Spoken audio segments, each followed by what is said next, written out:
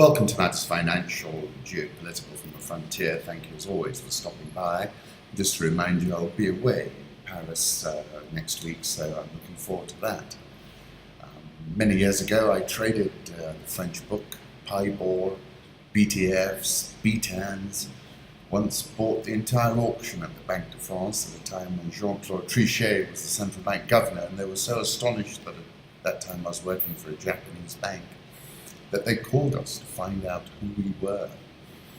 So looking forward to that many years later.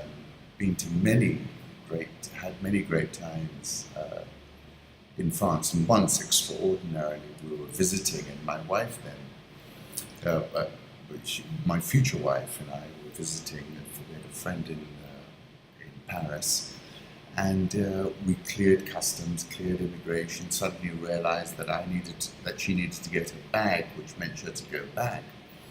She then gets stopped at immigration and asked, where are you from?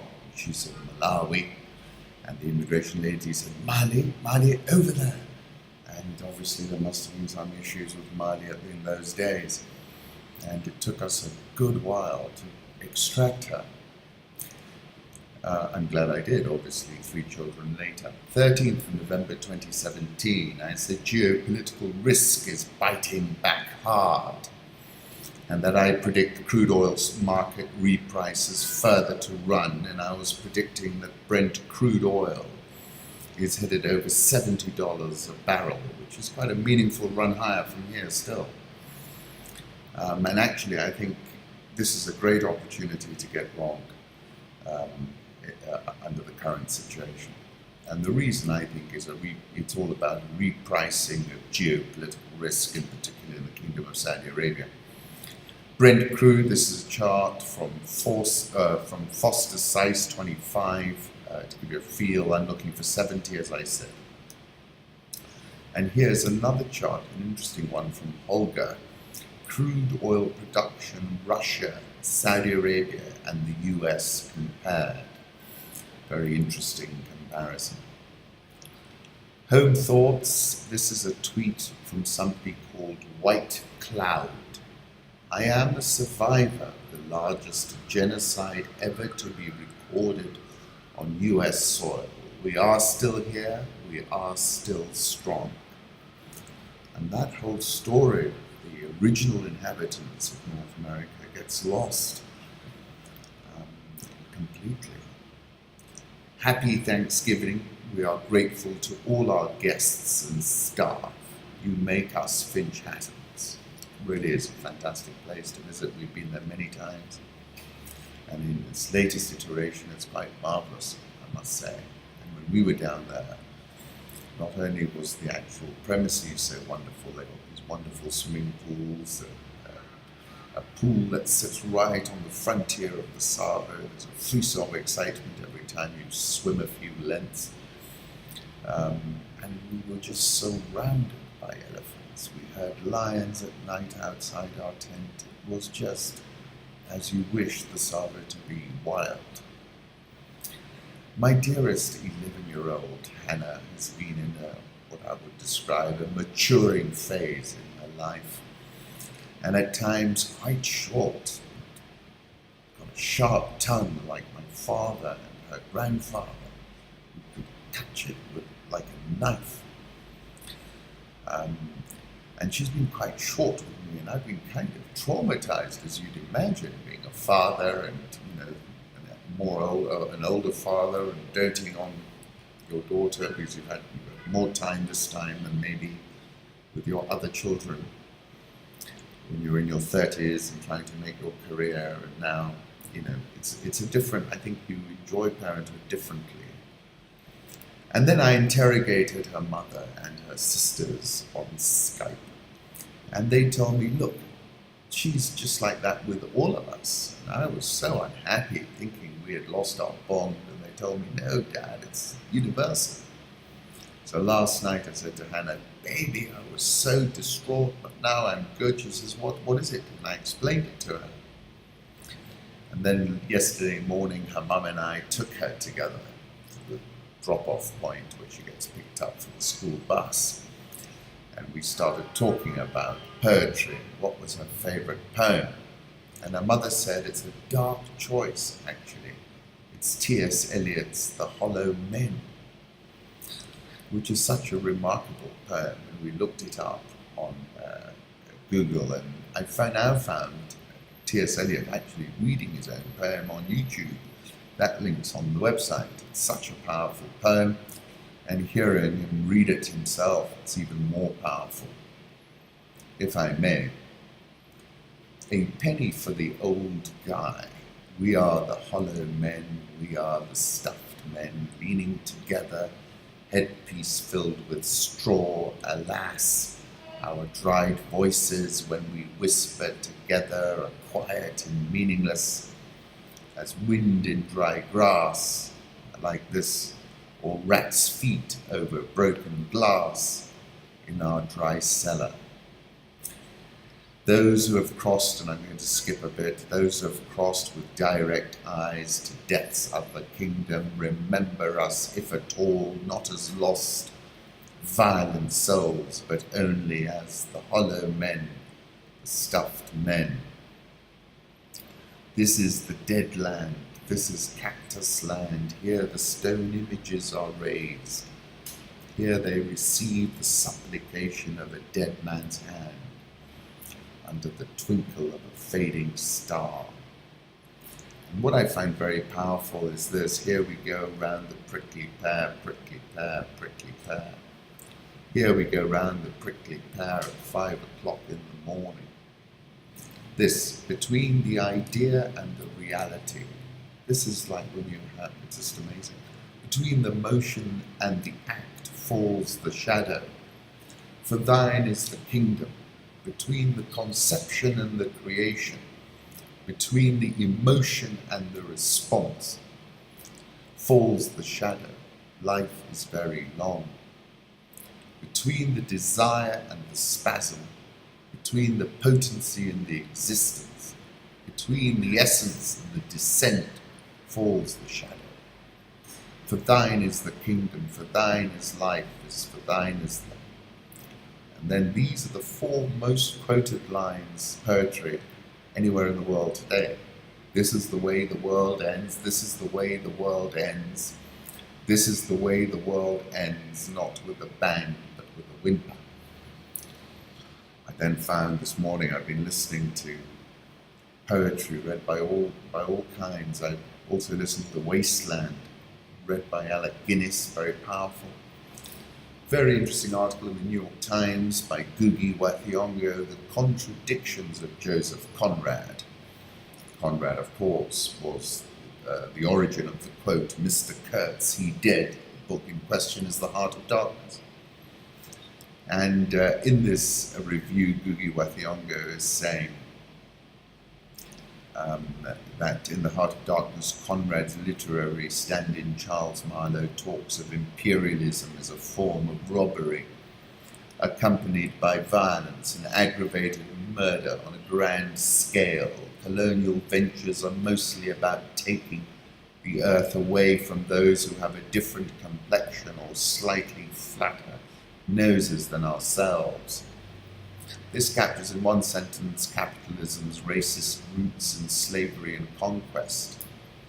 Conrad also anticipated a capitalist system's capacity to dismantle societies, a point he illustrated through his depiction of Mr. Holroyd, the cynical American silver and steel tycoon in Nostromo. Basically, The Heart of Darkness is a work of art, in my view. We live as we dream alone, Conrad said. But his soul was mad, being alone in the wilderness. It had looked within itself, and by heavens, I tell you, it had gone mad. The mind of man is capable of anything. The final quote, we live in the flicker. May it last as long as the old earth keeps rolling. But darkness was here yesterday.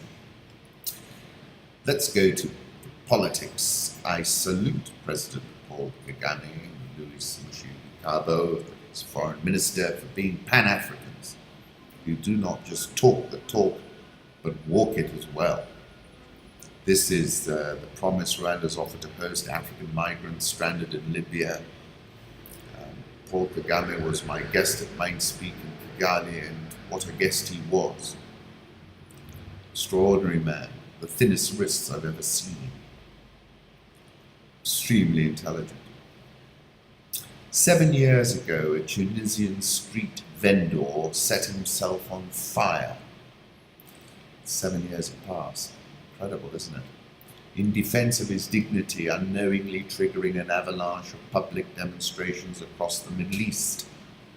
People in the region wanted what was denied to them for almost a century, a fair order, better lives, and a little breathing space. Still looking for it, I'm afraid.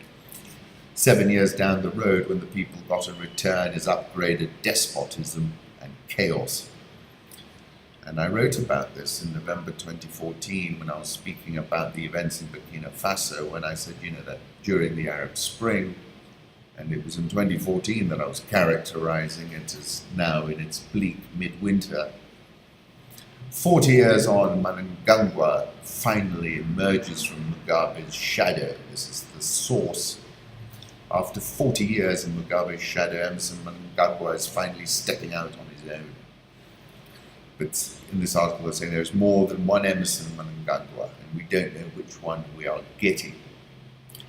There is the ruthless and cunning Mnangagwa. There is also the witty and humorous Mnangagwa. Then there is also the third Mnangagwa, the one whose efforts to reform the economy were thwarted at every turn by Robert Mugabe. Mugabe recognized both Mnangagwas and deployed them accordingly. When he was security minister in the 1980s, he was accused of being involved in the massacre of thousands of innocent people. In 2008, Mnangagwa led Mugabe's election campaign, and some critics believe he was involved in the violence. When Mugabe briefly flirted with the idea of economic reform and re-engaging international financiers, he gave Mnangagwa the job. With the likes of allies such as then Finance Minister Patrick Chinamasa, they laid out an economic reform plan in 2013 that involved cutting spending at home, refining damaging empowerment laws, and restructuring foreign debt. There's hope still with him. Mnangagwa was the key strategist for the Zimbabwean branch of the elite network. This is referring to the fact that he might not be clean. A 2002 UN report implicated him in the looting of resources in the DRC. While the popular view is that he's business-friendly, he has no known successful business interests. His farming show in Nyakwe is well run, but there is little else known. And his son has popped up with some pretty extraordinary images of him with tons of cash on a private jet, living it up, saying he's going to be a minister when his father's president. If I were them, I'd probably bring him under control rapidly. Once he gets power and he has to use it and defend it, we will know which Mnangagwa comes out. The Emmerson who will try to win by reforming the economy, or the crocodile who will again use muscle to subdue his opponents. This is it. He's pledged to lead Zimbabwe toward a new democracy. I think the genie's out of the bottle, and that essentially ZANU-PF are better off not trying to go this alone, but to invite the opposition into the government, look for a big cash boost from the international community in order to stabilize the now. That's the approach I take, and but it doesn't look as if he's taking that approach. It looks as if he's going to go it on his own. He has previously said capital goes where it feels comfortable and warm, and if it's cold, it runs to a country which gives it better weather. It's good to hear. That's a good start. Ever the romantic and desperate Robert Mugabe offered to give up grace in exchange for staying in power, says Simon Allison. After Mugabe, African leaders wonder what next. Hours after Mugabe was forced out, after 37 years in power, Uganda's president, another former guerrilla in office for more than 3 decades, was tweeting about pay rises for civil servants and bright prospects for his army tank crews. President since 1986, Museveni is among Africa's longest-serving leaders, include Equatorial Guinea's Theodora Obiang, 38 years, Cameroon's Paul Biya, 35 years. Congo's Denis Sassou Nguesso, who's got the ninjas to take care of his close protection. And his stint is 33 years. Then we got Togo as well.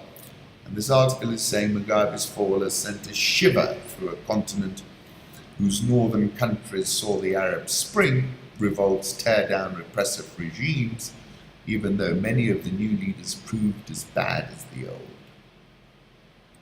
Leaders must put in place mechanisms for a democratic and peaceful transition that will allow new leadership. If not, sooner or later, the people who are suffocating will wake up. Jean-Pierre Kabila's deputy chief of staff, tweeted Zimbabwe's protests were a colonial fantasy, a fabricated demonstration dreamed up by those who do not accept the liberation of Africa. Other Mugabes will be born, nothing to worry about, he wrote. And then the State Minister of Foreign Affairs in Uganda, the intelligence services of the West have worked day and night to bring down Zimbabwe. Citizen pressure in Zimbabwe can only work if and when the army allows it. I think that actually this is an inflection point not only for Zimbabwe, for the rest of Africa. And it's all about blitzkrieg, it's about the speed with which the street responds. The incumbent has plenty of tools, including a lot of violence. I wrote about this in November 2014. I said, quoting a chap called Mnangagwa, after the Arab Spring, this is the Black Spring, he said. I said, during the Arab Spring, now in the bleak midwinter, this is in 2014, nearly all commentators spoke of how this North African wildfire could not leave the Sahara and head to sub-Saharan Africa. And the reasons were that state incumbents had a monopoly on the tools of violence and would bring overwhelming force and violence to bear. We need to ask ourselves, I asked then, how many people can an incumbent shoot stone cold dead in such a situation? 100, 1,000, 10,000? This is another point. There is a threshold beyond which the incumbent cannot go. Where that threshold lies will be discovered in the throes of the event. President Kabila has been very clever at staying below that threshold, if you notice. Out of a population of 17 million people in Burkina Faso, over 60% are aged between 17 and 24, according to the World Bank, and this is another point to note. The country's youth flex their muscles. What's clear, and this applies across the continent, is that a very young, very informed, very connected African youth demographic, many characterize it as a demographic dividend, but for beautiful Blaise Compaoré, Burkina Faso turned out to be a demographic terminator. And I said it's set to alter the existing equilibrium between the rulers and the subjects, and that a rebalancing had begun. If its interests go unharmed, China will adjust to the flow of political change. This is the Financial Times talking about them getting an early warning that there was going to be a change, and basically not in a week. But this is an interesting point. Other African dictators, long supported by China, such as Omar al-Bashir, might be taking note, he said. Might your opponents persuade China to look the other way as you are pushed out the door? Tom Friedman, obviously at the invitation of the Crown Prince of Saudi Arabia, has written an article called Saudi Arabia's Arab Spring. Have a read. Commentary from Reuters, how Saudi Arabia has overreached on Iran and Lebanon, which seems to be what I was saying on the 13th of November when I said taking on Iran looks like the straw that will break the camel's back. And I said this is an unprecedented moment in the history of a kingdom and the most perilous moment for the House of Saud that I can recall. And that taking on Iran looks like it will be the straw that breaks the camel's back. In that interview with Tom Friedman, MBS says Iran's supreme leader is the new Hitler of the Middle East. Taking back to that famous quote, how can I communicate with them while they prepare for the arrival of al-Mahdi al-Muntazar? The article, The Arab Spring, says, I've never thought I'd live long enough to write this sentence. The most significant reform process underway anywhere in the Middle East today is in Saudi Arabia. Yes, you read that right. Though I came here at the start of Saudi winter, I found the country going through its own Arab Spring Saudi style, he says. And he says, unlike the other Arab Springs, all of which emerged bottom up and failed miserably, except in Tunisia, this one is led from the top down by the country's 32-year-old crown prince.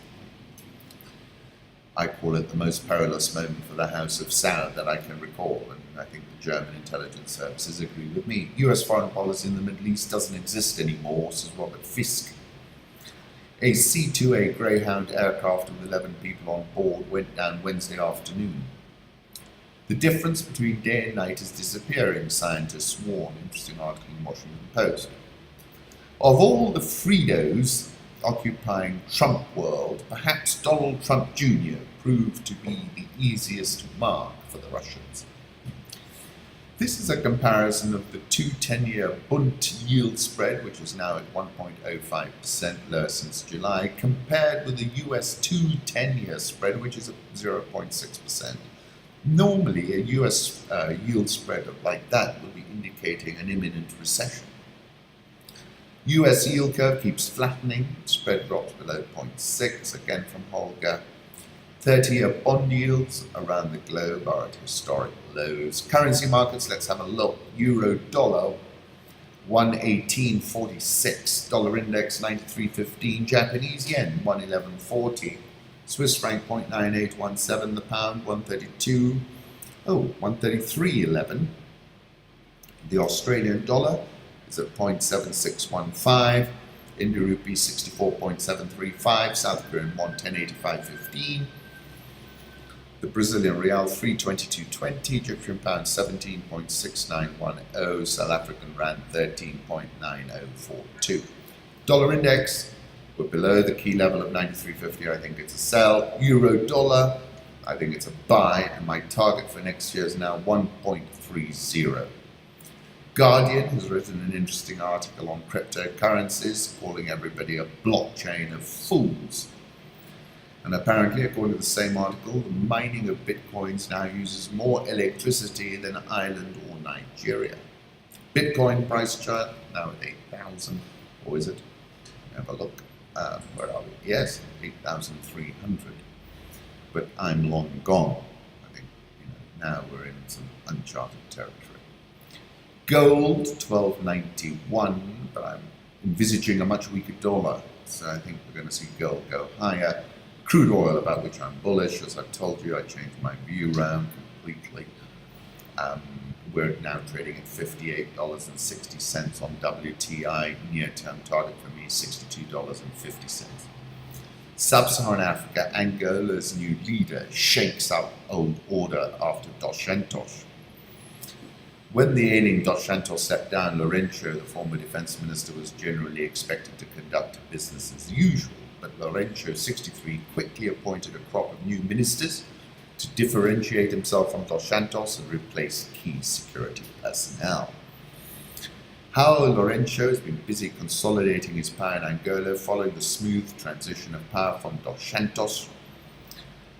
The untroubled transfer of power gives Lourenço added authority in tackling the economic issues. This is Alex Vines.